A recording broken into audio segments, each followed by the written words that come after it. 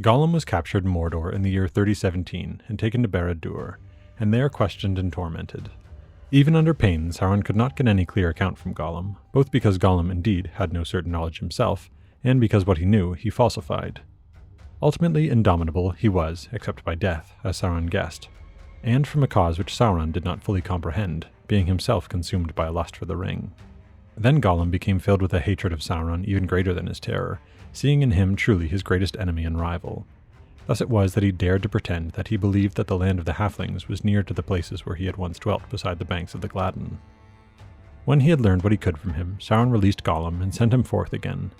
He did not trust Gollum, but Sauron perceived the depth of Gollum's malice towards those that had robbed him, and guessing that he would go in search of them to avenge himself, Sauron hoped that his spies would thus be led to the ring. However, Gollum soon disappeared into the Dead Marshes, where Sauron's emissaries could not or would not follow him. No other spies of Sauron could bring him any news. Gollum, however, was before long captured by Aragorn and taken to northern Mirkwood.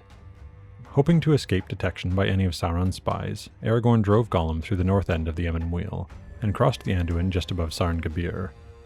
Driftwood was often cast up there on the shoals by the east shore, and binding Gollum to a log, he swam across with him, and continued his journey north by tracks as westerly as he could find through the skirts of Fangorn, and so over Limlight, then over Nimrodel and Silverlode, through the eaves of Lorien, and then on, avoiding Moria and Dimril Dale, over Gladden until he came near the Carrock. There he crossed Anduin again, with the help of the Beornings, and passed into the forest. The whole journey, on foot, was not much shorter than 900 miles, and this Aragorn accomplished with weariness in 50 days, reaching Thranduil on the 21st of March.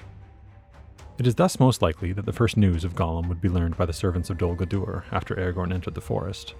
For though the power of Dol Guldur was supposed to come to an end at the Old Forest Road, its spies were many in the wood. The news evidently did not reach the Nazgûl commander of Dol Guldur for some time, and he probably did not inform Barad-dûr until he had tried to learn more of Gollum's whereabouts. It would then no doubt be late in April before Sauron heard that Gollum had been seen again, apparently captive in the hands of a man. This might mean little. Neither Sauron nor any of his servants yet knew of Aragorn or who he was. But evidently later Sauron heard the disquieting news that the wise were aware of Gollum, and that Gandalf had passed into Thranduil's realm. When Sauron learned of Gollum's capture by his enemies, the situation was drastically changed. Sauron must then have been filled with anger and alarm. At length, therefore, he resolved to use the Ringwraiths. He had been reluctant to do so until he knew precisely where the ring was, for several reasons. They were by far the most powerful of his servants, and the most suitable for such a mission, since they were entirely enslaved to their 9 rings, which he now himself held. They were quite incapable of acting against his will, and if one of them, even the Witch King their captain, had seized the one ring, he would have brought it back to his master. Few could withstand even one of these foul creatures, and, as Sauron deemed, none could withstand them when gathered together under their terrible captain, the Lord of Morgul. But they had disadvantages until open war began, for which Sauron was not yet ready. All except the Witch King were apt to stray when alone by daylight, and all, again save the Witch King, feared water and were unwilling, except in dire need, to enter it or to cross streams unless dry-shod by a bridge. Moreover, their chief weapon was terror. This was actually greater when they were unclad and invisible, and it was greater also when they were gathered together, so any mission on which they were sent could hardly be conducted with secrecy, while the passage of Anduin and other rivers presented an obstacle. For such reasons, Sauron long hesitated, since he did not desire that his chief enemies should become aware of his servant's errand. It must be supposed that Sauron did not know at first that anyone save Gollum and the thief Baggins had any knowledge of the ring. Until Gandalf came and questioned him, Gollum did not know that Gandalf had any connection with Bilbo. He had not even known of Gandalf's existence. So it was that Sauron prepared 2 strokes, in which many saw the beginnings of the War of the Ring. They were made together. The orcs assailed the realm of Thranduil, with orders to recapture Gollum, and the Lord of Morgul was sent forth openly to battle against Gondor. In the event, Gollum escaped, but the passage of the bridge at Osgiliath was affected. The forces there used were probably much less than men in Gondor thought. In the panic of the first assault, when the Witch King was allowed to reveal himself briefly in his full terror, the Nazgûl crossed the bridge at night and dispersed northwards. Without belittling the valor of Gondor, which indeed Sauron found greater far than he had hoped, it is clear that Boromir and Faramir were able to drive back the enemy and destroy the bridge only because the attack had now served its main purpose, which was that the coming forth of the Nazgûl should appear only as part of Sauron's policy of war against Gondor. But Sauron did not underestimate the powers and vigilance of the wise, and the Nazgûl were commanded to act as secretly as they could. Now at that time, the chieftain of the ring race dwelt in Minas Morgul with 6 companions, while the second to the chief, Camul, the Shadow of the East, abode in Dol Guldur as Sauron's lieutenant, with 1 other as his messenger. The Lord of Morgul therefore led his companions over Anduin, unclad and unmounted, and invisible to eyes, and yet a terror to all living things that they passed near. It was maybe on the first day of July that they went forth. They passed slowly and in stealth, through Anorian and over the Entwade, and so into the wold, and rumour of darkness and a dread of men knew not what went before them. They reached the west shores of Anduin, a little north of Sarn Gabir, as they had trysted, and there received horses and raiment that were secretly ferried over the river. Then they passed northward, seeking for the Shire, the land of the halflings. About the 22nd of July they met their companions, the Nazgûl of Dol Guldur, in the field of Celebrant. There they learned that Gollum had eluded both the orcs that had recaptured him and the elves that pursued them, and had vanished. They were told also by Camul that no dwelling of halflings could be discovered in the Vales of Anduin, and that the villages of the Stores by the Gladden had long been deserted. Gollum had indeed, in his terror of the Nazgûl, dared to hide in Moria, after which all trace of him was lost. He was peculiarly fitted to survive in such straits, though at a cost of great misery. But he was in great peril of discovery by the servants of Sauron that lurked in Moria, especially since such bare necessity of food as he must have he could only get by thieving dangerously. No doubt he had intended to use Moria simply as a secret passage westward, his purpose being to find Shire himself as quickly as he could. But he became lost, and it was a very long time before he found his way about. He had not long made his way toward the west gate when the Fellowship arrived. He knew nothing, of course, about the action of the doors. To him they would seem huge and immovable, and though they had no lock or bar and opened outwards to a thrust, he did not discover that. In any case, he was now far away from any source of food, for the orcs were mostly in the east end of Moria, and was become weak and desperate, so that even if he had known all about the doors, he still could not have thrust them open. It was thus a piece of singular good fortune for Gollum that the Fellowship arrived when they did. The Lord of Morgul, seeing no better counsel, determined still to seek northward, hoping maybe to come upon Gollum as well as to discover the Shire. That this would prove to be not far from the hated land of Lorien seemed to him not unlikely, if it was not indeed within the fences of Galadriel. But the power of the White Ring he would not defy, nor enter yet into Lorien. Passing therefore between Lorien and the mountains, the 9 rode ever on into the north, and terror went before them and lingered behind them, but they did not find what they sought, nor learn any news that availed them. At length they returned, but the summer was now far waned, and the wrath and fear of Sauron was mounting. When they came back to the wold, September had come, and there they met messengers from Barad-dûr, conveying threats from their master that filled even the Morgul lord with dismay. For Sauron had now learned of the words of prophecy heard in Gondor, and the going forth of Boromir, of Saruman's deeds and the capture of Gandalf. From these things he concluded indeed that neither Saruman nor any other of the wise had possession yet of the ring, but that Saruman at least knew where it might be hidden. Speed alone would now serve, and secrecy must be abandoned. The ring-wraiths therefore were ordered to go straight to Isengard. They rode then through Rohan in haste, and the terror of their passing was so great that many folk fled from the land, and went wildly away north and west, believing that war out of the east was coming on the heels of the Black Horses. 2 days after Gandalf had departed from Orthanc, the Lord of Morgul halted before the gate of Isengard. Then Saruman, already filled with wrath and fear by the escape of Gandalf, perceived the peril of standing between enemies, a known traitor to both. His dread was great, for his hope of deceiving Sauron, or at least of receiving his favour and victory, was utterly lost. Now either he himself must gain the ring, or come to ruin and torment. But he was wary and cunning still, and he had ordered Isengard against just such an evil chance. The circle of Isengard was too strong for even the Lord of Morgul and his company to assail without great force of war. Therefore, to his challenge and demands he received only the answer of the voice of Saruman, that spoke by some art as though it came from the gate itself. "It is not a land that you look for," it said. "I know what you seek, though you do not name it. I have it not, as surely its servants perceive without telling. For if I had it, then you would bow before me and call me lord. And if I knew where this thing was hid, I should not be here, but long gone before you to take it.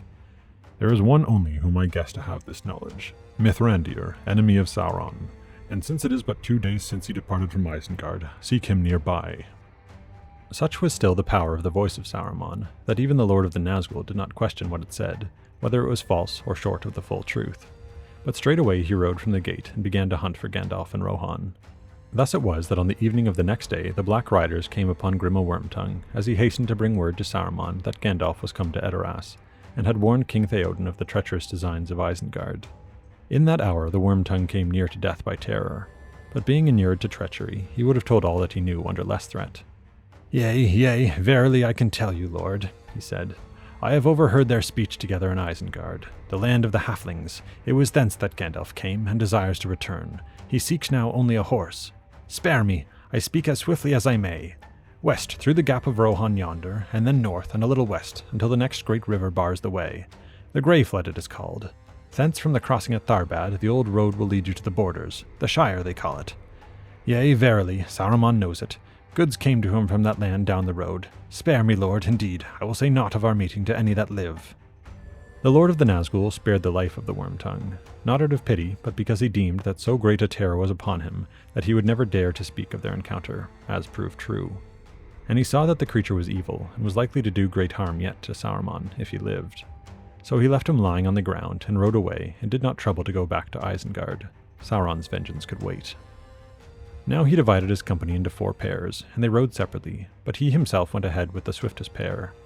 Thus they passed west out of Rohan, and explored the desolation of Enedwaith, and thence they rode through Minheriath. And even though they were not yet assembled, a rumour of dread spread about them, and the creatures of the wild hid themselves, and lonely men fled away. When the Black Riders were drawing near at last to Tharbad, they had what was for them a great stroke of good fortune, but disastrous for Saruman, and deadly perilous for Frodo. Some fugitives on the road they captured, and to the delight of the captain, one proved to be a spy and servant of Saruman. Saruman had long taken an interest in the Shire, because Gandalf did, and he was suspicious of him, and because, again in secret imitation of Gandalf, he had taken to the halfling's leaf and needed supplies. But in pride, having once scoffed at Gandalf's use of the weed, kept this as secret as he could. Latterly, other motives were added. He liked to extend his power, especially into Gandalf's province, and he found that the money he could provide for the purchase of leaf was giving him power, and was corrupting some of the hobbits, especially the Bracegirdles, who owned many plantations, and so also the Sackville Bagginses. But also, he had begun to feel certain that in some way the Shire was connected with the ring in Gandalf's mind. Why this strong guard upon it? He therefore began to collect detailed information about the Shire, its chief persons and families, its roads and other matters. For this he used hobbits within the Shire, in the pay of the Bracegirdles and the Sackville Bagginses, but his agents were men of Dunlendish origin. When Gandalf had refused to treat with him, Saruman had redoubled his efforts. The Rangers were suspicious, but did not actually refuse entry to the servants of Saruman, for Gandalf was not at liberty to warn them, and when he had gone off to Isengard, Saruman was still recognized as an ally. One of Saruman's most trusted servants, yet a ruffianly fellow, an outlaw driven from Dunland, where many said that he had orc blood, had returned from the borders of the Shire, where he had been negotiating for the purpose of leaf and other supplies. Saruman was beginning to store Isengard against war. This man was now on his way back to continue the business, and to arrange for the transport of many goods before autumn failed.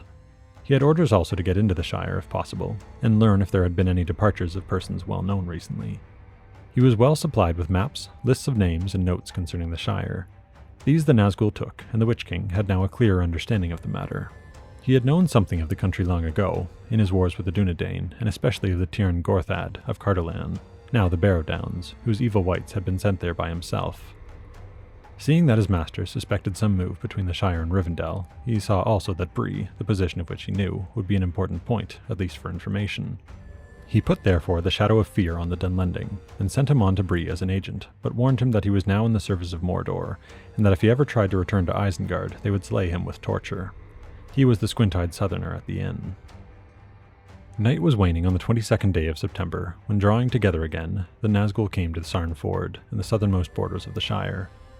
They found them guarded, for the Rangers barred their way, but this was a task beyond the power of the Dúnedain, and maybe it would still have proved so, even if their captain Aragorn had been with them. But he was away to the north, upon the east road near Bree, and the hearts even of the Dúnedain misgave them. Some fled northward, hoping to bear news to Aragorn, but they were pursued and slain, or driven away into the wild. Some still dared to bar the ford, and held it while the day lasted, but at night the Lord of Morgul swept them away, and the Black Riders passed into the Shire. And ere the cocks crowed in the small hour of the 23rd day of September, some were riding north through the land, even as Gandalf upon Shadowfax was riding over Rohan far behind. The Black Captain established a camp at Andrath, where the Greenway passed in a defile between the Barrow Downs and the South Downs, and from there some others went to watch and patrol the eastern borders, while he himself visited the Barrow Downs. The Black Captain stayed there for some days, and the Barrow Wights were roused, and all things of evil spirit, hostile to elves and men, were on the watch with malice in the Old Forest and on the Barrow Downs.